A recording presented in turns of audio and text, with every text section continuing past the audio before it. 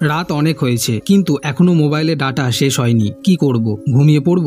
না, আরেকটু মোবাইল ঘেঁটে নি। কি দেখব? Reel, educational video? ধুর, একটু ওইসব ভিডিও দেখি। ওয়াও, কত ভিডিও!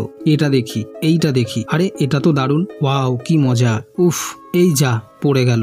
ধুর, ভাবলাম হাতের কাজ করব না, আবার করে ফেললাম। কাল থেকে আর জীবনেও করব না। কি বন্ধুরা, কথাগুলো খুব চেনা লাগছে না? কারণ এই কাহিনী শুধু আপনারই নয়, প্রতিটা কিশোর ও যুবক এইভাবেই তাদের জীবন কাটাচ্ছে আর প্রতিদিনই নিজেকে মিথ্যা কথা বলছে যে কাল থেকে আর হস্তমৈথুন করব না, কাল থেকে সম্পূর্ণ ভালো হয়ে যাব।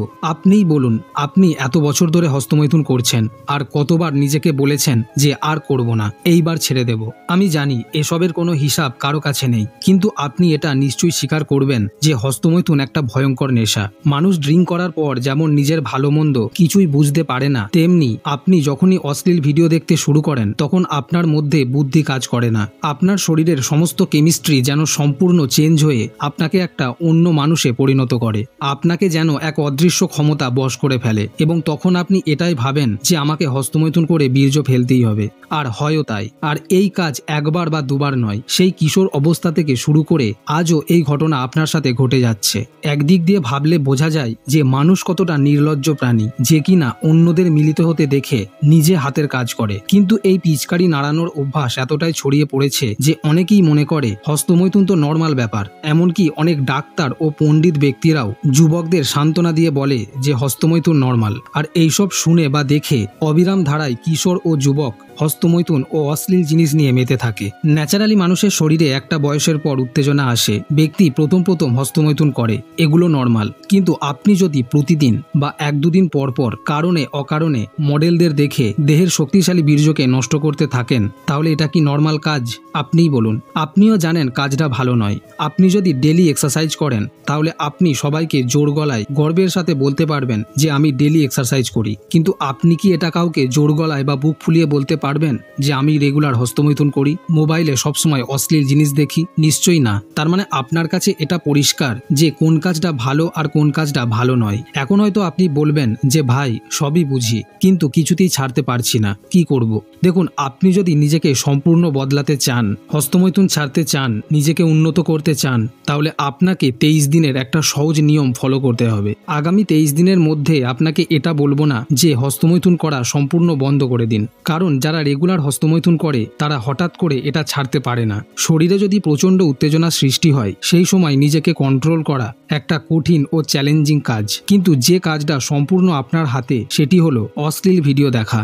আপনি যদি অশ্লীল ভিডিও না দেখেন তাহলে আপনার শরীরে উত্তেজনা আসা অনেক কমে যাবে। তাই এই 23টা দিন অশ্লীল ভিডিও থেকে আপনাকে সম্পূর্ণ দূরে থাকতে হবে এবং শরীরে প্রচণ্ড উত্তেজনা সৃষ্টি হওয়া না পর্যন্ত হস্তমৈথুন করবেন না। অর্থাৎ নিজে থেকে গুগলে সার্চ করে অশ্লীল ভিডিও দেখে হস্তমৈথুন করবেন না। নিজেকে চ্যালেঞ্জ দিন, দেখি আমি কদিন থাকতে পারি। আর এই নিয়মটা আপনাকে ফলো করতে হবে মাত্র 23টা দিন। 23 দিন পর দেখবেন আপনার হাতের কাজ করার পরিমাণ অনেক কমে গেছে।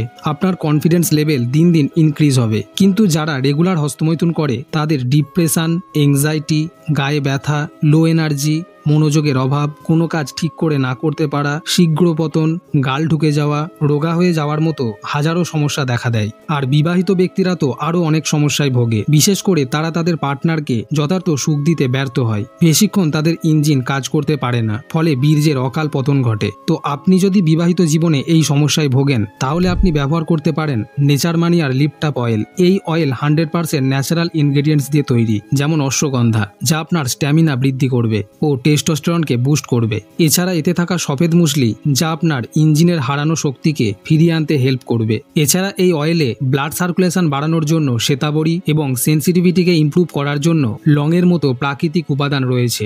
এই অয়েল কয়েক ফোঁটা হাতে নিয়ে আপনার ইঞ্জিনে দিনে 2 বার ভালোভাবে মাসাজ করতে হবে। এতে আপনার বেড টাইম বৃদ্ধি পাবে এবং আপনাদের এক সুখী দাম্পত্য জীবন গড়ে উঠবে। নেচার মানিয়া লিপটাপ অয়েল 100% ন্যাচারাল। এতে কোনো রকম কেমিক্যাল ইউজ করা হয় না, তাই এর থেকে সাইড এফেক্ট হওয়ারও কোনো ভয় নেই। আমি ডেসক্রিপশন ও কমেন্টে এর লিঙ্ক দিয়ে দিয়েছি, আপনি সেখান থেকে প্রোডাক্টটি চেক আউট ও বাই করতে পারেন। সো আপনি যদি এখন থেকে নিজের বডি ও মাইন্ডকে যত্ন না করেন তবে ভবিষ্যতে আপনাকে অনেক ভুগতে হবে।